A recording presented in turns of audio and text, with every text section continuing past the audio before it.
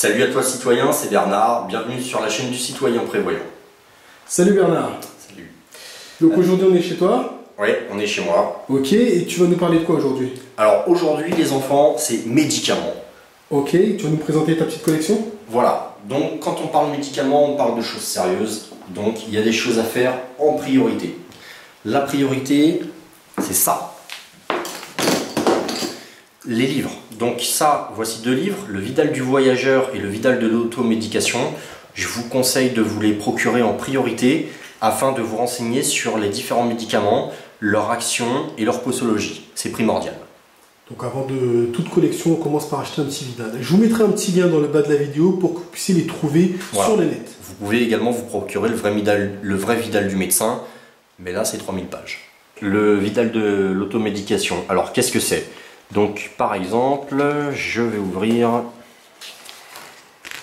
Allez, donc là, la fièvre chez l'adulte. Donc vous avez comment est constitué l'organisme, vous avez les symptômes, vous avez ensuite les causes du problème, quand est-ce qu'il faut consulter le médecin, ce que va faire le médecin, la prévention, ce que l'on peut faire soi-même, et les médicaments antipyrétiques. Donc en fait ça va vous lister, si vous regardez après, les médicaments que vous pouvez prendre, aspirine, paracétamol. Vous voyez, tout est marqué, tout est dosé et vous allez pouvoir retrouver tous ces médicaments dans ce livre. Il va vous décrire précisément en plus chaque médicament. Donc ça vous dit quoi prendre, quand prendre, à quelle posologie, et vous avez la définition un peu plus loin du médicament. Vous voyez, voilà. Il y a un petit guide à la fin. Ouais, il y a un petit guide, donc il y a tout ce qu'il faut, il y a un index, voilà. Vous avez même le petit CD-ROM si vous le souhaitez. Donc ça évite de s'empoisonner avec des médicaments parce qu'il ne faut pas faire n'importe quoi. Voilà, ça évite de s'empoisonner avec des médicaments pour pas faire n'importe quoi. C'est très intéressant comme livre. Personnellement, je ne peux que vous le recommander, quoi. Donc le Vidal de l'automédication. Voilà, et le Vidal du voyageur. Donc quoi prendre selon la destination où vous vous rendez dans votre sac pour voyager simple, léger et efficace. Les médicaments, voilà quelle a été ma stratégie.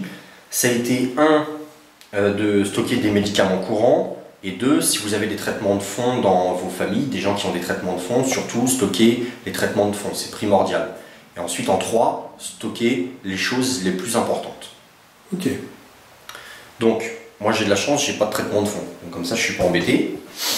Donc je stocke les médicaments courants comme du Doliprane, des trucs comme ça, et en plus je stocke des médicaments en particulier. Il y en a qui sont plus intéressants que d'autres. Alors quand on parle Doliprane, on parle antidouleur.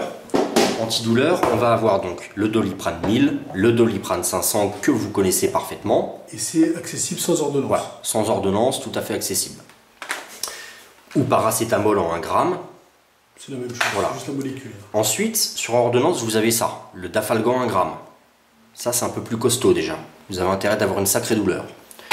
Vous avez le Tramadol. Qui est encore plus costaud. C'est encore plus costaud. Et enfin, le X-Prime. Alors ça rend dépendant, il faut faire gaffe. Donc ça, c'est à stocker en priorité, des antidouleurs. Alors des boîtes de Doliprane, moi j'en ai une collection astronomique. Ensuite, qu'est-ce qu'on a en priorité à stocker? C'est un antibiotique à large spectre, donc l'amoxicilline. L'amoxicilline, notamment l'amoxicilline en acide clavulanique. Donc cette boîte-là, que vous connaissez tous. Donc tout est sur ordonnance au niveau de l'amoxicilline. Donc moi les boîtes, je remets des sachets dedans et tout. C'est juste trop bien, quoi. Donc vous voyez, j'ai ça, j'en ai d'autres boîtes.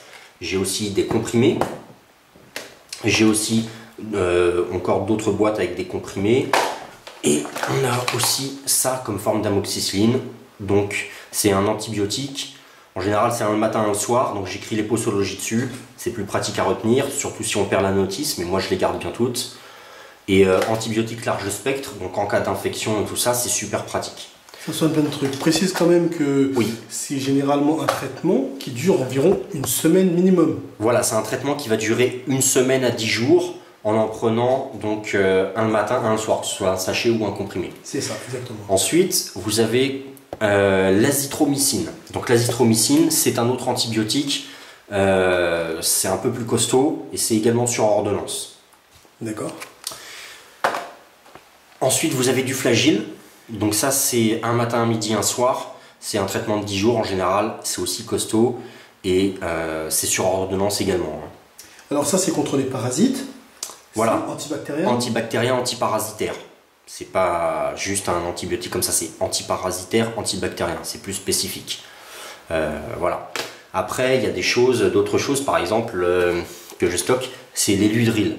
Donc ça, par exemple, souvent, si vous avez été opéré des dents de sagesse, ce genre de ça, c'est pour vous désinfecter la bouche. Si vous avez une infection, une rage de dents, un abcès, quelque chose, c'est super pratique, c'est un peu plus puissant que du bain de bouche normal. On l'utilise vraiment après opération. Donc ça, bien sûr, c'est sur ordonnance. Voilà. Donc, petite précision, pour les plus costauds, vous pouvez l'utiliser pur, mais pas conseillé parce que ça va vous arracher la bouche. Donc on mélange avec un petit peu d'eau. Voilà, on mélange toujours avec de l'eau. Ensuite, qu'est-ce que je stockerai? Ouais, du Voltaren. C'est sur ordonnance, mais c'est un anti-inflammatoire très puissant, c'est très très bien. Donc très, très intelligent de stocker du Voltaren. Après, les médicaments courants que vous pouvez stocker, par exemple, mesdames, vous connaissez, ça va être le Spasfon. Très important ça. Surtout pour vous, mesdames, le Spasfon. Les gens un peu sensibles de l'estomac, tout ça. Donc les gens qui ont souvent des maux de ventre, du Spasfon, c'est pas mal. Le Turfon aussi? Le Turfon, attends, ouais, le Turfon, donc ça c'est un antidiarrhéique, donc ça très important. Si vous buvez de l'eau qui n'est pas très saine, vous avez facilement la diarrhée, donc important d'en avoir. Voilà. Après, j'ai envie de dire, c'est tout ce que vous pouvez stocker, hein, tout ce que vous pouvez avoir. Il y a des choses intelligentes, par exemple, au niveau des pommades aussi, on peut avoir comme ici du Nifluril en pommade. Ça sert à quoi ça? Alors ça, l'acide flumique, traitement local d'appoint des entorses, des vénites post-sclérothérapie en cas de réaction inflammatoire intense. Bon, en gros, c'est quand vous êtes fait une putain d'entorse et que vous avez super mal, quoi. Vous mettez de la pommade Nifluril, voilà. Ça peut être intéressant de stocker aussi des pommades à base de cortisone. Oui, tout à fait. Alors, les pommades à base de cortisone, par exemple, on peut citer donc Onctose. Donc, piqûres d'insectes. Voilà, pour les piqûres d'insectes, les démangeaisons, et c'est comme ça à base de cortisone, c'est sur ordonnance. Voilà. Tout ce qui est sur cortisone, c'est intéressant pour les éruptions cutanées, tout ce qui est l'eczéma. C'est ça, mais vraiment je conseille à toute personne qui veut faire un stock de médicaments, à chaque fois donc d'aller voir donc son pharmacien, de prendre l'intégralité de l'ordonnance, même si on n'en a pas besoin, surtout prendre l'intégralité, le stocker, parce qu'un jour on peut en avoir besoin, on ne sait jamais, et n'hésitez pas, quand vous allez voir votre médecin pour X ou Y raison, à lui demander de vous rajouter des choses dessus, par exemple du codoliprane, de l'efferalgancodéiné et tout ça, c'est de la ventoline pour ceux qui ont besoin pour l'asthme et tout. Donc n'hésitez pas, faites prescrire ça par votre médecin, que ce soit vous, votre épouse, pour vous, pour les enfants, à chaque fois, n'hésitez pas, 2 boîtes par-ci, 2 boîtes par-là, 3 boîtes par-ci, 3 boîtes par-là, et hop, on constitue son stock. Et petit à petit, vous arriverez très vite, surtout si vous avez des enfants en bas âge qui peuvent être régulièrement malades, ou si vous avez une santé un peu fragile, vous arrivez à vous constituer un stock de médicaments assez vite et assez important. Donc, les choses à ne pas conserver, ce sont tous les sirops. Ça se conserve 1 an, maximum. Donc, au bout d'un an, vous pouvez y jeter. Donc, moi, ce que je fais, c'est qu'une fois par an, je fais le grand tri. Tous les sirops qui sont passés, je jette. Et le reste, je garde. Et donc, je renouvelle mes sirops tous les ans. Et sinon, tout le reste, même si c'est en date de péremption passé sur la boîte, c'est pas grave. Si vous stockez donc à l'abri de la lumière, de la chaleur, de l'humidité et du froid, et bien à ce moment-là, ça se conserve presque ad vitam aeternam, puisqu'on a retrouvé le comprimé qui avait resté 30 ans 40 ans dans des tiroirs, et au final, il était bien à l'abri de tout, et au final, 92% d'efficacité. Donc ça vous prouve bien que les dates de péremption... Mais ça, c'est pour les comprimés, il faut bien préciser. Voilà, ça c'est pour les comprimés, ça peut être, je suppose, valable aussi pour les sachets en poudre.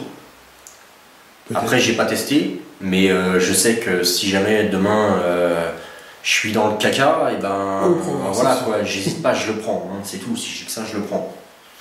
Voilà. Donc merci Bernard pour cette petite vidéo. Je t'en prie. J'espère que ça va pouvoir aider quelques-uns à... Ça va inspirer certaines personnes qui ne savaient pas quoi stocker. Donc n'oubliez pas d'acheter les petits Vidal juste là. Je vous mettrai les petits liens dans la vidéo pour pouvoir les trouver. Et après, ce sera à vous de faire en sorte de pouvoir obtenir les médicaments qu'on vous a montrés. C'est ça, mais stocké. Donc voilà, j'espère que cette vidéo vous a plu. Je vous invite à la partager, à mettre un petit pouce bleu si ça vous plaît, à vous abonner si c'est toujours pas fait. Et je vous dis à très bientôt pour une nouvelle vidéo du Citoyen Prévoyant. Salut. Ciao, ciao. Ciao.